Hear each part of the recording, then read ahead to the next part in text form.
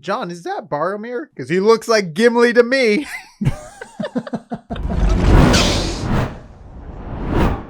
Hey everyone, welcome back to AsArt with Nick and John. We post 3 videos a week, so go ahead and click on subscribe and check out AsArt.space for the audio and video links. Nick, we are continuing our series of Lord of the Rings live action compared to animation. This is maybe my favorite section of the movie as far as the content we're getting into. So what did you think, and what are your thoughts revisiting the animation, and then what did you think how it held up? So right now we're really talking about the Fellowship stuff. So I'm going to break down the Fellowship characters and how they look. Let's start with Boromir. I am Boromir. When I first saw Boromir, I thought that was Gimli. I honestly thought, because like he's wearing the helmets with the horns and everything. I was just like, who's this Viking dude? I was just like, no way. And then when he started talking, I'm like, that's Boromir? Where's Gimli? I'm like, the Gimli looks like a 7 dwarf from freaking Snow White with the long beanie and everything. Like, they ripped off Disney for this.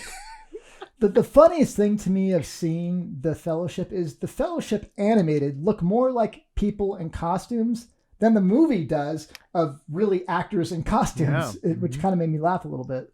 Well, because especially we'll see in the Moria one, we'll talk more about the rotoscoping because they went. I don't know. They didn't jumped do a lot right of back to it. Yeah. Anyways, it almost looked like an overlay. Anyways, subscribe so you can get to watch that video once it comes out because we're going to go deep into some crazy Moria stuff. And by the way, this is probably installment 3 or 4 of this series. So definitely check out the other ones as well because you're jumping into the middle of the movie basically right now if you haven't. So yeah, check this out. Yes. I will leave a playlist in the links down below and also in the cards. All right. So let's talk about Gimli. Did he look like a Gimli to you? I know we're so used to John Rhys Davies. Yeah. One of my favorites. Yeah, and I know we not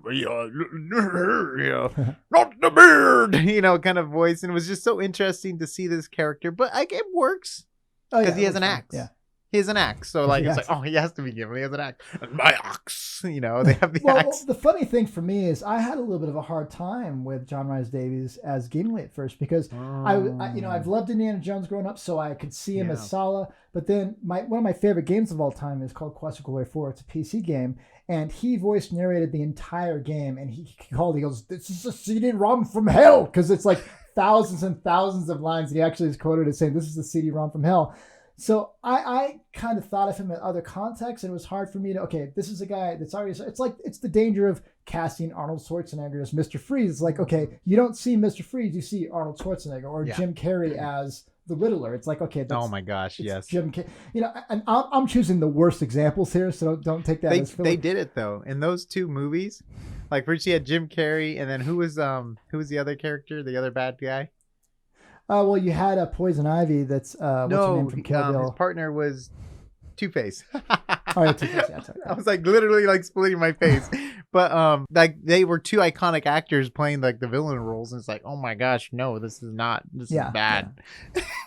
So obviously, John Rhys Davies didn't have that big. I mean, he wasn't a guy that I could think of that was the lead role in movies, but he always had very strong supporting actor roles. So at first, I actually had a hard time with him, but over time, now I just view him as like, oh, that's Gimli. Even though I know who it is, he's earned his spot in that role. But the Fellowship was the first one that threw me off because obviously that's the first movie in the series. What about you? Did you? Legolas kind of threw me off. He threw me off in the last one too. Like. Yeah, I don't know what it is, but when I go frame by frame, I get the weirdest freeze frames on Legos. He's always like the weirdest.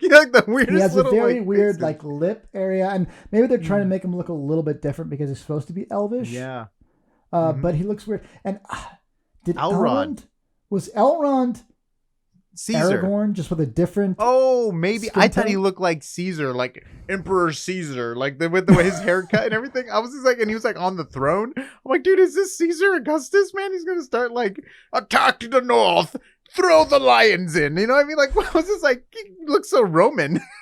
Well, it was funny because that's another character that I had a hard time in the live action because obviously that's Agent Smith, and so I'm just like I could not get over that at first.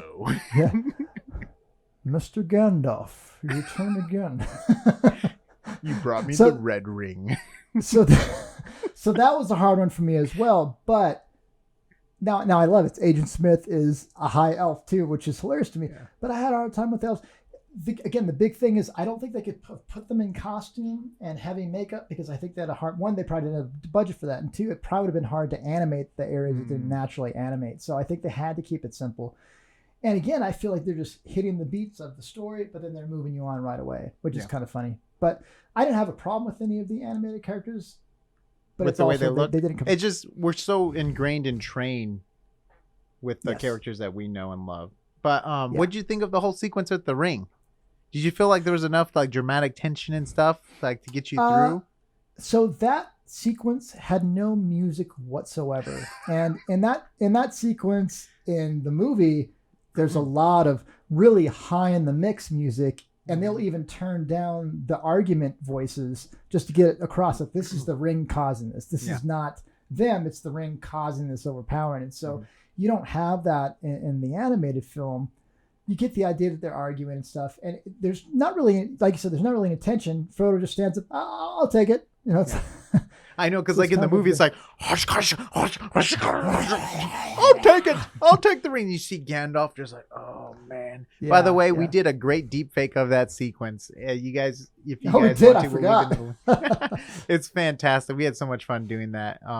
Anyways, back to this, and I thought it was interesting too how in the live action they added like Merry and Pippin coming in to the end, and you know, like you need some kind of smart people on this kind of quest thing. You know what I mean? It's like, well, that counts you out, Pippin. So where are we going? But you know, I thought that was kind of fun. The line from Sam coming in is practically the exact same. Yeah. So I did like the little smirk that Mr. Anderson or Agent Smith gave us. He's like, when you know, he's like, yeah, you're not even invited, but he still kind of thought how hilarious, you know. So I thought it was kind of fun. One thing I did like though was the blizzard stuff. Mm-hmm.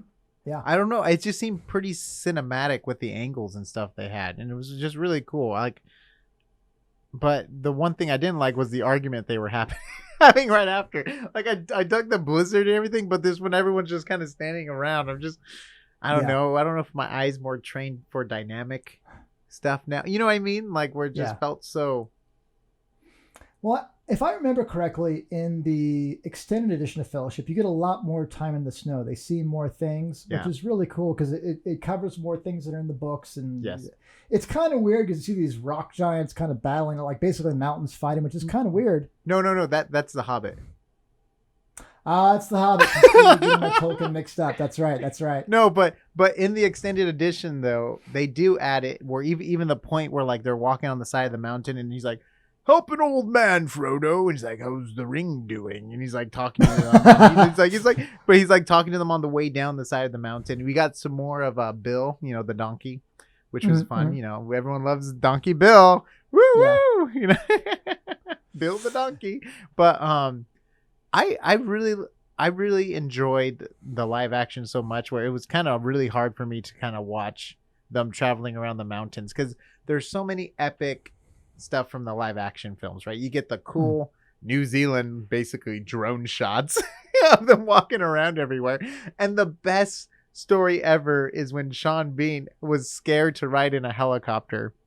Oh really? I didn't know that. So like he always was like, I don't want to go, to the point where he's like, I'm gonna wake up like 6 hours to 8 hours early, and I'm gonna hike up this mountain fully dressed in costume. And it was so funny. You hear like Elijah Wood and everyone like in the helicopters are like, we literally saw Boromir climbing a mountain. Like they saw him like literally like scaling a mountain because he just did not want to hop in the helicopter. So cool. It was like that had to be so epic to just see that in real life.